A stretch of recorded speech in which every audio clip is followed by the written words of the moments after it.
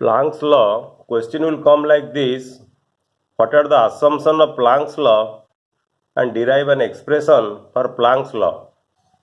The theoretical law given by Wien and Rayleigh failed to explain the experimental curve for energy distribution of blackbody radiation.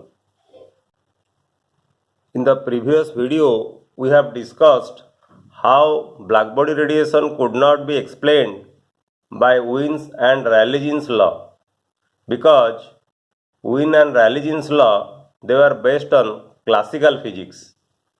But in this video we will discuss how Planck's law is useful to explain the blackbody radiation, the energy distribution spectrum of blackbody radiation. Max Planck in 1900 derived his famous formula, and the formula is based on the following assumptions. According to Max Planck, a blackbody radiation chamber is filled up with a number of oscillators or resonators of molecular dimensions. The oscillators vibrate with all possible frequencies. The oscillator has a discrete energy called quanta. Each quanta of energy is called photon. Energy of each photon is equal to h nu, where h is called the Planck's constant and nu is called the frequency of oscillator. The exchange of energy between radiation and oscillator occurs in discrete amount. These amounts are integral multiples of fundamental energy, that is, if the fundamental energy is h nu, then the discrete energies will be 0, h nu, 2h nu, 3h nu, like this.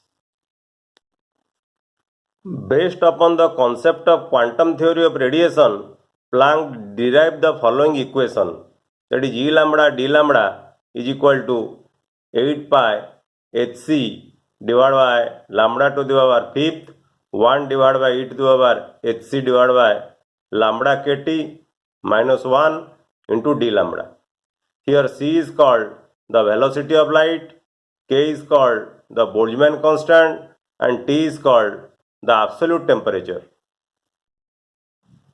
Planck's law agrees with the experimental curves over the whole range of wavelength or whole range of frequency at any temperature. So now let us derive Planck's law. Derivation of Planck's law. Let n is the total number of Planck's oscillators and E is the total energy of all oscillators. That is the total energy of n number of oscillators. So what will be the average energy per oscillator? Average energy per oscillator will be equal to E divided by n. Suppose this is equation number 1. Suppose n0, n1, n2 up to nr or up to higher order etc. are the number of oscillators having energies 0, epsilon, 2 epsilon up to r epsilon respectively. That is, the number of oscillators having energy 0 is equal to n0, the number of oscillator having energy epsilon is n1, the number of oscillator having energy 2 epsilon is equal to n2, the number of oscillators having energies r epsilon is equal to nr, like this. So what will be the total number of Planck's oscillator? Total number of Planck's oscillator will be equal to n, that is equal to n0 plus n1 plus n2 up to nr. Suppose this is equation number 2. And what is the total energy of all oscillators? Total energy is equal to E, that is equal to 0 for number of oscillator n0, and for number of oscillator n1 the energy is epsilon. So what will be the energy of n1 oscillator? Epsilon into n1. Similarly for n2 the energy will be 2 epsilon into n2. Like for nr the total energy, the energy will be equal to r epsilon into nr. Suppose this is equation number 3.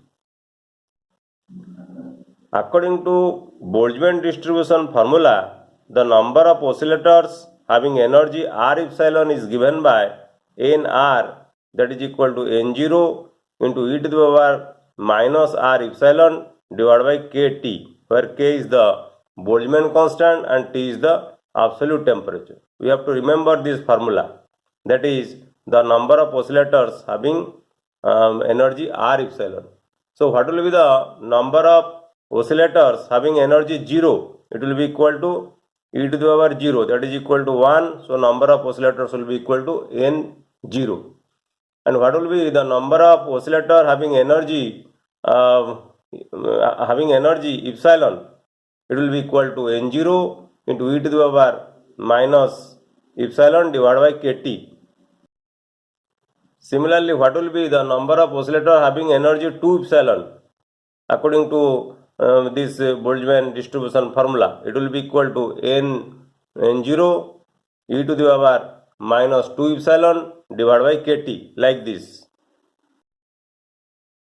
So here I have mentioned the number of oscillators, that is what will be N0, what will be N1 and what will be N2, as I have discussed. So if you substitute the value of N0, N1, N2 in equation 2, then you will get this equation N is equal to N0 plus N0 into e to the power minus epsilon by KT plus N0 into e to the power minus 2 epsilon by KT, similarly up to N0 into e to the power minus R epsilon by KT. So in this equation, if you take N0 common, then it will be equal to 1 plus e to the power minus epsilon by KT plus e to the power minus 2 epsilon by KT plus up to e to the power minus R epsilon by KT. We know 1 divided by 1 minus x, that is equal to 1 plus x square, like this. So this is a series, and if you compare this with this, then the n will be equal to N0 divided by 1 minus e to the power minus epsilon divided by KT, because here you will take e to the power minus epsilon by KT equal to x, and if you expand it, it will be in this form. So n will be equal to N0 divided by 1 minus e to the power minus epsilon by KT. Now from equation 3 we have E equal to 0 plus epsilon N1 plus 2 epsilon N2, like this. So if you substitute the value of N1, N0, N1, N2 in equation 3, then you will get this equation. E equal to 0 plus epsilon N0 e to the power minus epsilon by KT plus 2 epsilon N0 e to the power minus 2 epsilon by KT up to R epsilon into N0 e to the power minus R epsilon by KT. Only you multiply epsilon to epsilon like this, as we have calculated in the previous equation. So this will be equal to, if you take common N0 epsilon e to the power minus epsilon by KT, then you have 1 plus 2 into e to the power minus epsilon by KT up to R into e to the power minus R minus 1 into epsilon divided by KT. And this series is of the form like this: 1 divided by 1 minus x whole square. This will be, if you expand this series, it will be 1 plus 2x plus 3x square, like this. And this is equivalent to this series. So this equation can be written as N0 epsilon into e to the power minus epsilon by KT divided by 1 minus e to the power minus epsilon by KT whole square. So we have calculated the total energy. This is the equation for the total energy, and we have also calculated the equation for the magnitude for the total number of oscillators. The total number of oscillators is equal to this one, N0 divided by 1 minus e to the power minus epsilon by KT.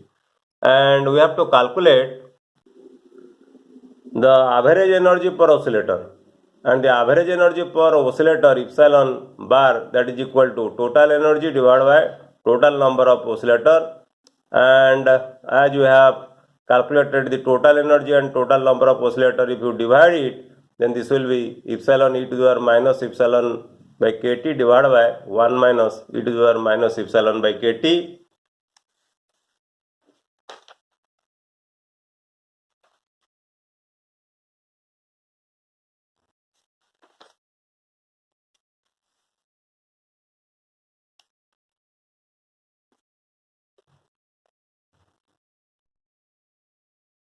And if you divide it and if you simplify it, then this will be equal to epsilon divided by 1 minus epsilon by kt minus 1 if you simplify this step. And as you know, epsilon energy is equal to h nu, so you may write h nu instead of epsilon, you may write h nu divided by e to the power h nu by kt minus 1. Suppose this is equation number 5.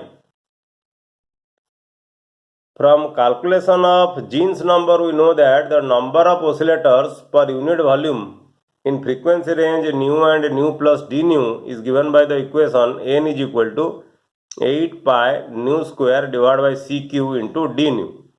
So the energy density in the range nu and nu plus d nu, that is E nu d nu, will be equal to the number of oscillators per unit volume in the frequency range nu and nu plus d nu multiplied by the average energy per oscillator, that is n into epsilon bar. So what will be n? From Jeans number, n value is equal to 8 pi nu square divided by cq into d nu, and what is epsilon bar, as you have calculated, that is equal to h nu divided by e to the power h nu divided by kt minus 1. So if you multiply n with epsilon bar, then this will be 8 pi nu square divided by cq into d nu into h nu divided by e to the power h nu by kt minus 1. And the final expression will be E nu d nu, that is equal to 8 pi h nu q divided by cq into 1 divided by e to the power h nu by kt minus 1 into d nu. So this is called the Plancks radiation law in terms of frequency. But in terms of wavelength, if you write Plancks radiation law in terms of wavelength, as you know, c is equal to nu lambda or nu is equal to c by lambda. So d nu will be equal to minus c by lambda square into d lambda. And if you take the modulus, it will be equal to c by lambda square into d lambda. So you substitute the value of d nu here, c by lambda square into d lambda, and you substitute here nu q, that is cq divided by lambda q. Substitute here and calculate. Then you will get E lambda d lambda will be equal to 8 pi h divided by cq into cq divided by lambda q 1 divided by e to the power hc by lambda kt, because 1 by h nu by kt, if you substitute nu is equal to c by lambda, then it will be equal to hc divided by lambda kt minus 1 into c by lambda square into d lambda. And if you solve it, the energy in terms of the Plancks radiation law in terms of wavelength will be equal to E lambda d lambda, that is equal to 8 pi hc divided by lambda to the power 5th 1 divided by e to the power hc by lambda kt minus 1 into d lambda. So this is Plancks radiation law in terms of wavelength. Plancks radiation law is useful to explain the whole spectrum of blackbody radiation, and we can derive also the Wien's law from Planck's law, and we can also derive Rayleigh's law from Planck's law. And in the next video we will derive the expression for Wien's law from Planck's law and derivation of Rayleigh's law from Planck's law. Thank you.